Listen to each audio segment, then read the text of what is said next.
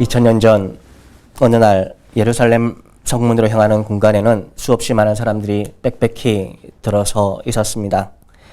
당시에 유월절을 지키기 위해서 수없이 많은 사람들, 수십만 명의 사람들이 유월절 기간에 예루살렘에 모여들었다라고 하는 그런 기록들이 있는 걸로 봐서 그때 당시에도 최소 5만 명에서 혹은 수십만 명의 사람들이 예루살렘에 운집해 있었습니다.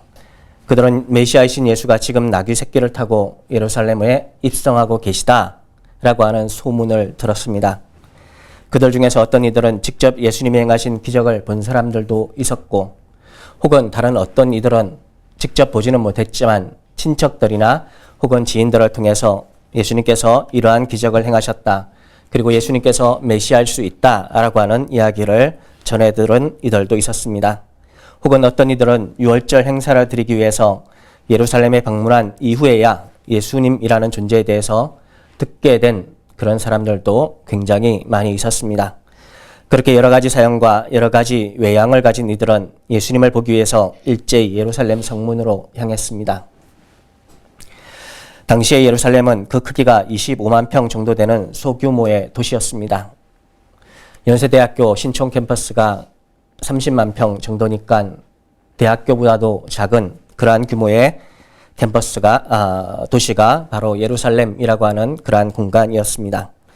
그 속에 수십만 명의 사람들이 유월절 행사로 운집해 있다가 예수님이 예루살렘에 입성하신다, 메시아가 입성하신다라고 하는 소문을 듣자 예수님 얼굴 한번 보기 위해서 수없이 많은 사람들이 예루살렘 성문으로 모여들게 되었습니다. 그리고 그들은 아주 볼품없는 작은 나귀 새끼 한 마리를 타고 예루살렘으로 들어오시는 예수님을 보게 되었습니다. 예수님의 뒤에는 그분의 제자들과 수없이 많은 사람들이 따르고 있었습니다. 그리고 길가에는 많은 사람들이 소리를 지르고 있었습니다. 호산나 다윗의 자손이며 찬송하리로다. 주의 이름으로 오시는 이여 가장 높은 곳에서 호산나. 사람들은 흥분해 있었습니다. 그들은 소문으로만 듣던 메시아, 그들이 그렇게 기다려오던 메시아를 이제 직접 보게 되었습니다. 그런데 그들이 지금 보는 메시아는 그들이 상상했던, 기대했던 메시아와는 약간 다른 모습이었습니다.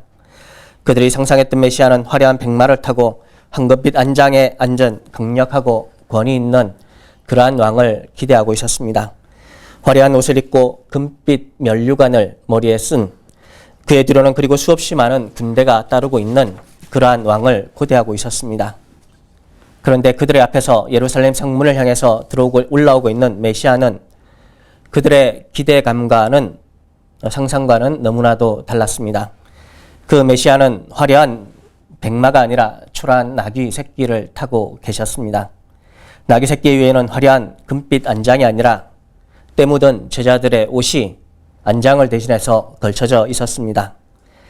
메시아는 화려한 옷 대신에 때 묻은 누더기 옷을 입고 있었습니다. 그분은 금빛 면류관 대신에 텅 빈 하늘을 머리에 이고 계셨습니다. 그분의 뒤에는 창칼로 무장한 군대가 따르는 것이 아니라 역시나 초라한 백성들과 많은 군중들이 예수님의 뒤를 따르고 있었습니다. 그 모습을 보면서 사람들은 환호하면서도, 그러나 한편으로는 그들의 마음속에 숱한 의문점이 도사리고 있었습니다. 메시아가 왜 저렇게 초라할까? 따르는 군인들도 하나 없는 메시아가 무슨 수로 로마를 물리치고 이스라엘의 독립을 쟁취할 수 있을까? 저 사람이 정말 메시아가 맞기는 한 걸까?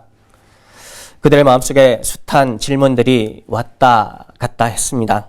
그래서 그들은 더욱더 기쁨과 승리, 경배와 구원을 상징하는 종려나무 가지를 꺾어서 힘차게 흔들었습니다. 그 종려나무 가지를 잘라서 예수님의 발 앞에 뿌렸습니다. 그것은 예수님이 진정 메시아임을 믿어 의심치 않은 행동처럼 보이기도 했지만, 또한 마치 자신들의 마음속 의심을 뿌리 뽑기 위한 행동처럼 보이기도 했습니다. 아니야, 뭔가 있을 거야. 아니야, 뭔가 있을 거야. 저게 다가 아닐 거야. 그래서 이번에 그들은 자신들의 마음의 확신을 가하기 위해서 소리치기 시작했습니다. 호산나 다윗의 자손이여. 여기서 호산나라는 말은 우리를 구원해 주소서라고 하는 그러한 의미입니다. 도와주소서라고 하는 의미를 가지고 있습니다. 다윗의 자손이신 메시아여, 우리를 구원해 주소서. 간절한 요청이 이 외침 속에 담겨져 있습니다. 그 다음에 그들은 이렇게 외칩니다. 가장 높은 곳에서 호산나. 여러분, 그런데 그들의 이 외침은 정말로 어떻게 보면 역설적인 외침이기도 합니다. 왜냐하면 지금 예수님의 상황과는 정반대 상황이기 때문입니다. 예수님은 지금 가장 낮은 곳에서 형편없는 나귀 새끼를 타고 입성하고 계십니다. 나귀의 등자에는 황금으로 장식된 등자가 아니라 제자들의 옷으로 대충 짠 등자가 걸쳐져 있습니다. 그분의 옷은 가장 가난한 민초들이 입는 찢어진 옷과 같은 그런 옷이었습니다. 그러니까 그들이 지금 보고 있는 메시아는 가장 낮은 곳에서 가장 보잘것없는 짐승을 탄 보잘것없는 그러한 존재로 그들 앞에 다가오고 있는 것입니다. 그런데 그들의 입술에서 나오는 고백은 가장 높은 곳에서 호산나라고 하는 고백이었습니다. 물론 우리는 이것을 긍정적으로 해석할 수도 있습니다. 그들은 가장 낮은 곳을 걷고 있는 예수님을 통해서 가장 높은 곳에 거하시는 메시아를 보았다. 믿음의 눈으로 보았다. 우리는 이렇게 볼 수도 있습니다. 그러나 반대로 해석할 수도 있습니다. 무슨 메시아가 이렇게 초라하지? 내가 원하는 메시아가 아닌 것 같은데 저런 사람이 어떻게 우리를 구원할 수 있을까? 여러분, 어쩌면 이것이 그들의 본 마음이었을 수도 있습니다. 그래서 내 마음을 좀 더 감추기 위해서 더욱더 크게 소리 지르면서 예수님을 환영했는지도 모릅니다. 2000년 전 평범한 사람들의 삶은 누추했습니다. 그래서 누구라도 제발 이 초라한 삶에서 우리를 구원해 줄 수 있다면 그분이 바로 메시아가 아닐까라고 사람들은 생각했습니다. 우리를 못살게 구는 로마인들을 물리쳐 주시는 메시아, 이 과중한 세금에서 우리를 해방해 주시는 분이 메시아일 것이라고 다들 생각했습니다. 가난한 자들을 부욕해 주시는 분이 메시아라고 믿었습니다. 그런데 왠지 모르게 내가 지금 보고 있는 메시아는 좀 무능한 메시아 같이 느껴집니다. 내가 원하는 메시아는 기적을 일으키고 많은 군대를 일으켜서 나쁜 놈들을 다 잡아 죽이고 모든 문제를 해결해 주는, 오늘날로 얘기하면 사이다 같은 어떤 일을 행하시는 바로 그러한 분이신데, 지금 내 앞에는 초라한 나귀 새끼를 타고 예루살렘 향해서 올라오는 한 초라한 촌부가 서 있습니다. 그 초라한 촌부가 메시아야 한다고 나는 지금 소리 높여 억지로라도 외치고 있습니다. 호산나 다윗의 자손이여, 가장 높은 곳에서 호산나. 오늘날 우리의 모습은 어떻겠습니까? 저는 어쩌면 오늘 우리의 모습이 2000년 전 예루살렘 성문 앞에 모인 수많은 군중의 모습과 다를 것이 없을 수도 있겠다라는 생각을 하고는 합니다. 오늘 이 시대에 우리가 바라보는 복 있는 삶의 모습도 그와 같습니다. 각종 SNS에 수없이 등장하는 맛있는 음식을 먹는 삶, 좋은 호텔에 가고 좋은 관광지에 가고 좋은 옷을 입고 좋은 자동차를 찝고 그리고 잘생기고 예쁜 배우자를 만나 행복하게 사는 삶을 많은 사람들은 복된 삶이라고 정의를 합니다. 그런데 우리의 삶을 되돌아보면 그렇게 미디어나 SNS가 보여주는 환상적인 삶과는 조금 차이가 나는 삶을 우리들 자신이 살아가고 있는 것을 보게 됩니다. 현실에 나는 초라합니다. 현실에 나는 가난합니다. 현실에 나는 메이크 옷을 입지 않습니다. 현실에 나는 좋은 집을 가지지도 못했습니다. 현실에 나는 좋은 옷을 입지도 못했습니다. 현실에 나는 좋은 직장을 가지지도 못했습니다. 현실에 나는 인정받는 사람도 아닐 수 있습니다. 현실에 나는 죄인입니다. 현실에 나는 끊임없이 갈등하고 괴로워하는 그러한 존재로 살아가고 있습니다. 현실에 나는 겉과 속이 좀 많이 다른 그러한 사람이기도 합니다. 현실에 나는 괴로움 속에서 끊임없이 방황하는 그러한 사람이기도 합니다. 현실에 나는 그냥 그렇게 하루를 보내는, 살아가고 있는 그러한 존재이기도 합니다. 그런 내가 교회를 다니는 이유는 예수님 때문입니다. 나는 예수님이 하나님의 아들이시고 그리고 동시에 삼위 하나님이시라는 것을 믿습니다. 그런데 그 예수님을 바라보는 내 마음은 자꾸만 불안합니다. 그 하나님이 내가 원하시는 하나님이 아니실까 봐 그렇습니다. 나는 내 자아를 실현하고 싶고 내 욕망대로 살고 싶은데 예수님은 자꾸만 자기 희생의 길로 가라고 하면서 나를 밀어내는 것만 같습니다. 자기를 부인하라고 합니다. 십자가를 지라고 합니다. 세상에서도 많이 가지고 수단과 방법을 가리지 않고 더 높이 올라가고 싶은데 내 눈앞에는 나귀 새끼를 타고 가시는 그 예수님이 나보다 한 발 앞서 지나가고 계십니다.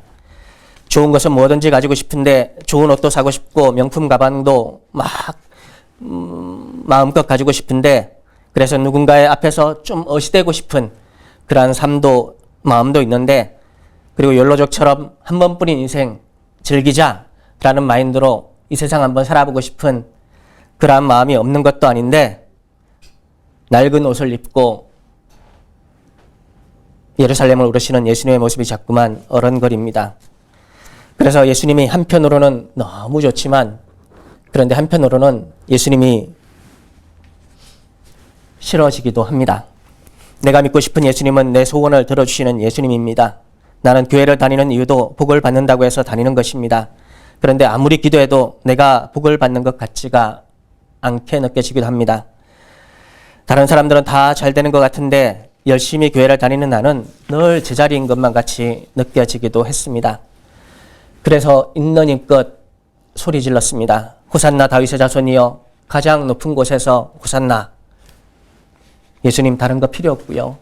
하나님, 제가 오랫동안 하나님께 기도한 것 있지 않습니까? 제 소원을 좀 들어주셨으면 좋겠습니다. 저한테 자꾸만 십자가의 삶 살려고 하지 마시고 주님 일단 복부터 채워주셨으면 정말 좋겠습니다. 그런 마음으로 소리 지릅니다. 호산나 다윗의 자손이여, 가장 높은 곳에서 호산나. 예, 이것이 오늘 우리 많은 그리스도인들의 삶의 모습일 수도 있습니다. 예수님을 주님이라고 부르지만 한편으로는 세상이 훨씬 더 좋은 그러한 우리의 마음이 투영되어 있습니다. 그러면 2000년 전 예루살렘 성문 앞에서 호산나 외치는 사람들의 한우를 받으시면서 예수님은 어떻게 행하셨습니까? 마태복음 21장 5절 말씀은 이렇게 기록되어 있습니다. 시온 딸에게 이르기를 내 왕이 내게 임하나니 그는 겸손하여 낙이 곧 멍에 매는 짐승의 새끼를 탔도다 하라 하였느니라.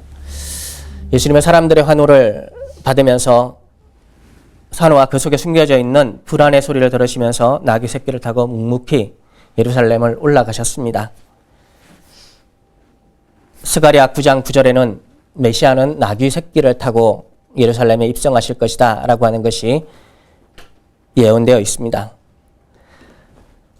그런데 여기서 메시아가 나귀 새끼를 타는 목적이 무엇이냐라고 했을 때 오늘 본문에 보니까 그분이 겸손하시기 때문이다 이렇게 얘기를 했습니다. 겸손이라는 말은 헬라어로는 프라우스라고 하는 단어입니다. 그런데 이것이 이 프라우스가 마태복음 11장 28절에서 30절에 좀 다르게 기록되어 있습니다. 수고하고 무거운 짐진 자들아 다 내게로 오라, 내가 너희를 쉬게 하리라. 나는 마음이 온유하고 겸손하니, 온유하다라는 말이 프라우스입니다. 온유하다는 말이 오늘 우리가 읽은 본문에서는 겸손이라고 표현됐지만 마태복음 11장에서는 온유하다라고 하는 말로 표현이 됐습니다. 그래서 이 온유하다라는 말은 정말 내 속에 엄청나게 많은 에너지가 있지만 그럼에도 불구하고 그것을 철저하게 절제하는 그러한 삶을 가리키는 것이 이 온유하다라는 말입니다. 야생마를 붙잡아 놓으면 길들이기가 너무너무 힘듭니다. 그런데 열심히 길을 들이다 보면 어느 순간 이 야생마가 주인이 이쪽으로 가라 그러면 이쪽으로 갑니다. 저쪽으로 가라 그러면 저쪽으로 갑니다. 달리라고 그러면 달립니다. 그리고 멈추라고 하면 멈춥니다. 전쟁터에서 화살이 빗발치게 날아오는데 그래도 주인이 돌진하라 라고 명령하면 그 화살이 날아오는 걸 알지만 돌이키지 않고 전쟁터를 향해서 앞으로 전진해 나갑니다. 여러분, 이 말이 바로 온유라고 하는 그러한 말입니다. 오늘 본문에서 예수님이 나귀 새끼를 타신 이유도 그와 같습니다. 예수님이신들 비단 옷이 좋고 백마가 좋지 않겠습니까? 그러나 그 길이 예수님의 길이 아니었습니다. 예수님이 가셔야 하는 십자가의 길이 있었습니다. 그것은 성부 하나님이 원하시는 바로 그러한 길이었습니다. 그래서 예수님은 그 길을 걸어가신 것입니다. 그런데 그렇게 초라한 나귀 새끼를 타고 가는 길을 선택하시자 그 삶에 기적이 나타나게 됐습니다. 여러분, 그 삶을 끝까지 예수님이 밀고 걸어가시자 그 삶은 죽음을 이기는 그러한 삶이 되었습니다. 그 삶을 끝까지 걸어가자 그 삶 속에서 사탄이 무너져 내렸습니다. 그 삶을 끝까지 걸어가자 그 삶은 모든 사람을 살리는 그러한 삶이 되어버렸습니다. 그 삶을 끝까지 걸어가자 하나님이 그분을 높여주셨습니다. 그 삶을 끝까지 걸어가자 그분은 세상을 다스리시는 왕이 되셨습니다. 여러분, 그분은 복음 자체가 되셨습니다. 여러분, 이것이 오늘 우리에게 주어진 복음입니다. 여러분, 사랑하는 성도 여러분, 우리는 자꾸만 화려하고 큰 것을 추구합니다. 뭔가 그럴듯해 보이는 것을 추구합니다. 그렇게 된 것에는 이유가 있습니다. 창세기 3장 5절에 보게 되면 사탄 곧 뱀이 여인을 꼬시는 장면이 나옵니다. 너희가 그것을 먹는 날에는 너희 눈이 밝아져 하나님과 같이 되어 선악을 알 줄 하나님이 아심이라, 이렇게 이야기를 하고 있습니다. 너희가 그것을 먹게 되면, 선악과를 먹게 되면 이제 너희들이 선과 악, 어느 길로 가야 하는지, 무엇이 유익인지 무엇이 진리의 길인지를 너희들이 하나님 말씀 듣는 것으로 판단하는 것이 아니라 너희 눈이 보는 대로 판단할 것이다 라고 하는 그런 의미가 내포되어 있습니다. 뱀이 가르쳐준 것처럼 이제 인간은 눈으로 보는 것으로 선악을 판별합니다. 하나님의 말씀을 귀로 듣는 것으로 판단하는 것이 아니라 내 눈에 보이는 좋은 것으로 아름답게 보이는 것으로, 내 눈에 크게 보이는 것으로, 내 눈에 만족하게 보이는 것으로 외형적인 모습을 보고 그렇게 사람은 선악을 판단하는 존재가 되었습니다. 여러분, 이것이 너희 눈이 밝아져 라고 하는 그러한 의미입니다. 그러다 보니까 십자가를 지기 위해서 작은 나귀 새끼를 타고 가시는 예수님이 마땅치 않습니다. 우리 삶을 보는 우리의 눈도 그렇습니다. 나의 삶의 모습을 자꾸만 다른 이들과 비교합니다. 그러다 보니까 이 길이 내 길이 아닌 것만 같습니다. 옆집은 어떻고, 학교 동창은 어떤 집에 지금 살고 있고, 그리고 또 어떤 자동차를 사는지가 우리의 관심사가 온통 되어버렸습니다. 우리의 관심사를 넘어서서 이제 다른 이들이 그렇게 살아가기를 우리는 강요하는 시대를 살아가고 있습니다. 그래서 이 세상에서 제일 무서운 사람이 엄마 친구 아들이라고 하는 그러한 말도 있습니다. 이처럼 우리는 그래서 다른 사람과 같아지려고 합니다. 특별히 대한민국이라고 하는 이 공간은 그런 동질화가 굉장히 강요되는 그러한 공간이기도 합니다. 한 고등학생이 노스페이스라고 하는 그런 잠바를 한번 사면 다 사야 됩니다.